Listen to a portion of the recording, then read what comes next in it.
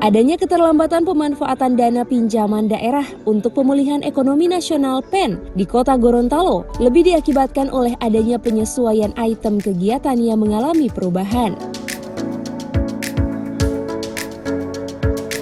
Perubahan yang terjadi yaitu rencana untuk melaksanakan kota baru yang dianggap oleh PT SMI selaku pemberi pinjaman kepada pemerintah Kota Gorontalo untuk estimasi penyerapan anggaran yang akan membiayai pembangunan kota baru dianggap cukup sempit. Hal ini karena pihak yang ditunjuk oleh Kementerian Keuangan Republik Indonesia sebagai pengelola memberikan batas waktu sampai tahun 2022, sedangkan untuk pembangunan kota baru membutuhkan waktu kurang lebih 3 tahun.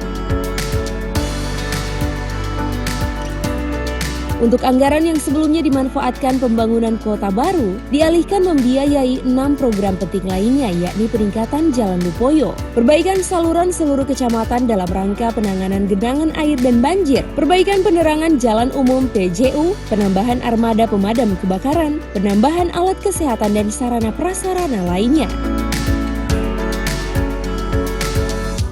6 usulan program ini telah disetujui oleh DJPK dan PT SMI yang selanjutnya akan dilakukan review oleh Inspektorat dan direncanakan akan selesai pada tanggal 4 Agustus 2021. Selesai dan bahkan sudah mau akhir Juli ini ada action di lapangan. Saya kira kami akan pacu ini akan segera selesai dan kami bisa selesaikan apa yang bisa diselesaikan tahun 2021 ini. Di luar yang kami usulkan tanggung jawab tadi. Yang berikut bahwa penggantian ini dilakukan tanpa merubah substansi kontrak antara kami dengan PT SMI yang telah kita tanda tangani pada tanggal 28 Desember karena itu hanya hal-hal teknis.